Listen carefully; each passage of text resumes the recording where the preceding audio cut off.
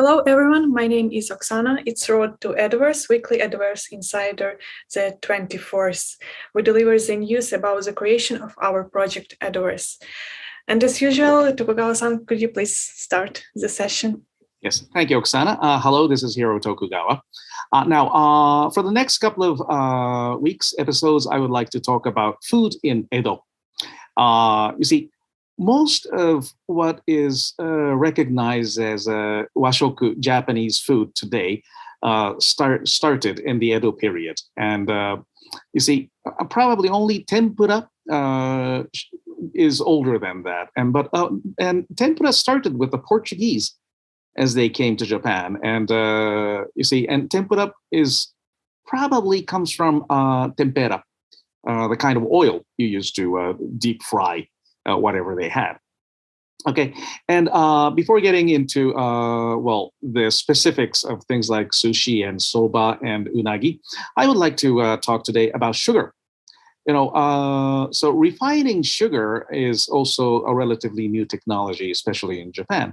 We never had sugar canes growing on Japanese soil, and sugar beet, not so much. So it was a luxury item. We imported most of it from China. So that's why when you eat really traditional Edo food, they tend to be very sweet. The most popular dish in the sushi was cooked clam, but this was very, very, very sweet. It's like dipped in syrup or something, or cooked in syrup. So that was supposed to be, it was because that was a luxury item, and sweet dishes were either very scarce or very expensive. So in all the samurai drama, the jidaigeki, whenever the merchant goes to a corrupt official and presents him with the bribe, it is usually a box of sweets, for instance, mochi. And in the bottom of the box, there is koban, the gold coins. But at the very beginning of the Tokugawa period, the bribe was actually a box full of refined sugar. Okay, it was so precious back then. And then it took nearly 200 years for Japan to come up with Japanese sugar. It started in Kagawa, and this is called wasanmon, and this is extremely sweet. And then eventually Kagoshima, using its semi-tropic climate, especially in Iriomote or Amami Oshima. Now they start to raise sugar canes, and eventually that moved into Okinawa, and that was the tax item for the island inhabitants, and some believe that was even used for financing the preparation of the Meiji Restoration. So sugar was very important, and apart from that, many Japanese dishes are sweet, in fact, and most notably tamagoyaki, Japanese. What would that be? A cooked egg or scrambled egg. And then many of the soup for soba or whatever, they're all sweet. Many of the fishes on sushi are cooked sweetly. So it's very different from what we know of Japanese dishes today. In today's Japanese dishes are either very plain or simply depend on salt and not mixing, or dashi, and not depending on sugar. But traditional Japanese dishes were very sweet, and that was considered a luxury. Okay, and so that would be it for today. And from next week, I would go into the specifics of the most popular Japanese dishes. Thank you very much. Thank you very much, Tokugawa-san. And I have a question, because I know that also like sweet sugar was very popular in Europe as well, Yes. And expensive as well. So what about the teeth of the citizens of Edo? Did they have how they spoiled their teeth after No. Now, I'm not sure whether they understood the causality of sweetness and decaying of their teeth, but they were taking good care. They had they called it yoji, like toothpicks, but they were in fact toothbrushes. Oh, I see. Yes. And another is that in Europe, sugar became cheap. And I think that was one engine of the Industrial Revolution, as it became cheaper to provide calorie to the impoverished working classes. That was one thesis of British economic history. Yes, and I guess that like in Japan, the hygiene was much better, I think, than in Europe. Oh, yes, probably. And then all the baths, the water was always black, actually. Yes, let's not forget about this. So I'm not really sure about hygiene. Okay. Okay, thank you very much, Tokugawa-san. And thank you. Again, could you please join us? Thank you, Oksana. Hello, everybody. I'd like to update something today. First of all, in terms of ambassador and partner, we already finalized our agreement and we sent it to them, and then we are waiting for their response. So it's going to be done.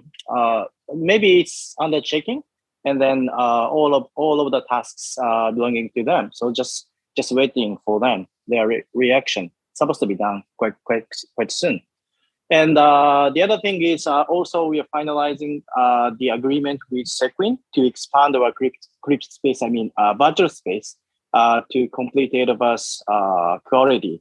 So from August, we define which part should be developed prior to other area, like, of course, Edo Castle is needed. And then Daimyo Koji area, which is supported by all of you, is also needed to be completed. And then could be Nihonbashi and prepare for some avatars, kind of shogun, famous generals, because those shoguns is going to be NFT and it's going to be in auction in Shinwa Wise Holdings as well. Supposed to be in this autumn, right? So we need to prepare for that as well. And then the third one is we are trying to finalize the agreement as well with some business advertiser in Japan and in US, which is a powerful market as well. So we'd like to describe how we can monetize those NFT lands with using our partnership and with this payment system, and then with Koban and Zeni as well. And then the fourth update is we've just started to negotiate with some crypto exchange, which means SEX and DEX. And then some of the so huge exchanges interested in our activities, and then it could be, not must be, could be good news for all of you guys by this autumn as well. If possible, it's going to be more, earlier than that.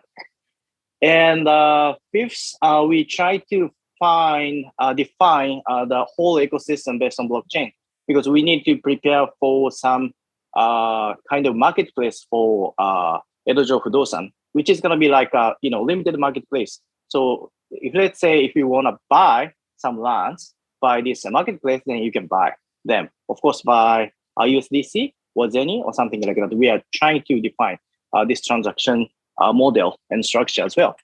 And once this marketplace is launched, we are about to announce that a new campaign and marketing is going to be launched by using this transaction between this land and this land. For example, like if you have this limited areas NFTs land, then you can get Koban or you can get Zeni or you can get another great incentive for you to be more good and rich people as well. And then every week we have Tokugawa-san, Dominic as well, and me with Robert from Sequin always discuss how we can design this ecosystem, which is quite unique compared to any other spaces. And then, of course, we can keep the high vision quality, including avatars. And then we are thinking of many types of items like weapons and shields, and I don't know shuriken how to say that in English, but anyway, those types of traditional items in Edoverse is going to be reborn quite soon with NFTs. Stay tuned. Thank you so much.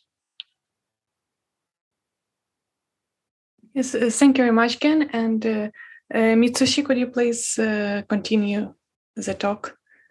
Thanks, Oksana. I think Gen-san encompassed almost everything about updates of the projects in very detail. That was wonderful. From me, I would like to talk about two things. First of all, about the progress of marketing. We need to shift the strategy a little bit. So I think, since we launched our project, we have been talking to the Japanese audience very closely. We answered a lot of questions in YouTube channel and YouTube Live, and we answered a lot of questions in Discord and Telegram.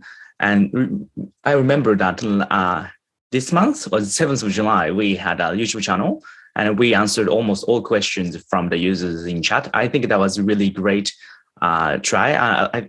We got a lot of great responses and positive feedback from the Japanese audience. But I would like to do the same thing for the global audience as well. Let's say we will have a YouTube channel in English and answer questions from the global audience in English. I think that will be necessary strategies to expand our business into the global market, even outside Japan. So live question and answer session or AMA session, ask me anything session in English for global audience will be our next step. That's my understanding. And also second topic is that we initially emphasized our concept over and over again. What is Edoverse and what will be the tokens, Zeni and Koban and so on.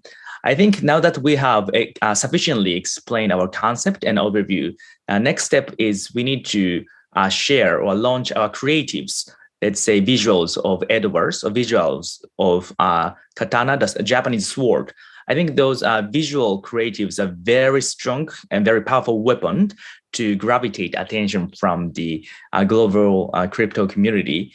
So I think Sequin has already created a lot of materials or promotional marketing materials, including teasers and trailers and so on. So I think we need to very frequently share creative updates. We need to sort of visually prove that this project is really amazing and also trustworthy, and we need to generate a high expectation from the global crypto audience. So I think sharing creatives is critical at this moment.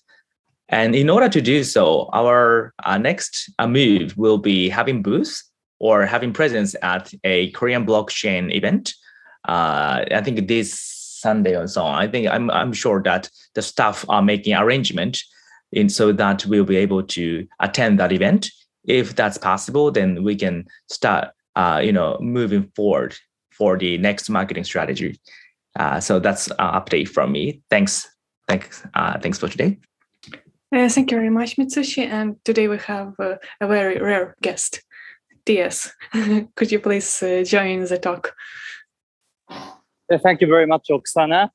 So I would like to update 2 points, 2 main topics. First, for the strategy of user expansion, we are going to acquire global-based users, so that we can strengthen the user base and build a strong ecosystem. The basic strategy is that we are going to provide some promotion to the global users, as well as like joining the global events. For example, like the Korea Blockchain Week and Easter Seoul, I will join that event. So hope we can meet Korea and having some discussion. And I've already made some appointments to the major projects in the global basis. For example, like one of the largest DeFi project, as well as one of the most remarkable projects. And for second, we are going to start defining the ecosystem, especially for the token emission and the amount of the token to emit to build sustainable ecosystem. And I'm currently preparing several methods for the purchase transaction as well as the emission transaction, in addition to the staking emission rewards. So stay tuned to my updates and hope we can build a good ecosystem and to be the decentralized autonomous organization. Thank you very much. Thank you very much, TS. I'm sure we can do this. And Dominique, could you please sum up everything that was going on this week? Thank you, Oksana. We actually have been doing many things over the weeks. And then last week also, we just having a lot of different kind of functions that everybody just doing that in Edoverse team, and I'm very happy. As again mentioned that our ambassadors is almost just a signing, and that we can just announce very soon, and it's going to be very exciting. And also Japanese influencers, actually, we might just announce that in the very near future too. And then as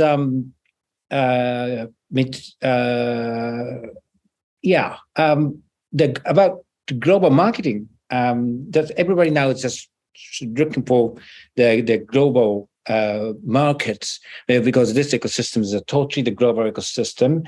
And firstly, that as TS mentioned, and we just are going to Korea is that to just show our concept of the Edoverse, and also just to make some of the participants in this ecosystem. And also in September, we're really planning to join the Dubai Meta Week, and also probably I think in the Singapore fairs. And then November is that, and we're just going to London. We just making a lot of show to let the world people know the Edoverse. And then many people just can come into our Edoverse in the future that under this program that we're selling land NFTs step by steps, and that's going to be very exciting. And then next sale will be in October, and then I want that the global people just coming into this sale. And then our ecosystem things that we already just deployed the Zenies and Kobans. We want to just expand this ecosystem, the Zeni and Koban tokens, tokenomics in the futures. And the listing will be the next targets. I hope that we can make it very soon. Of course, this is a global thing. It's not in Japan. So we can find the better place. It's a suitable place for us just to open the Zeni market first.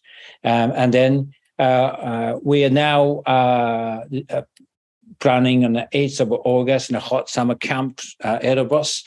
And that's going to be very exciting, because people can just get Zeni just for the NFT land holders.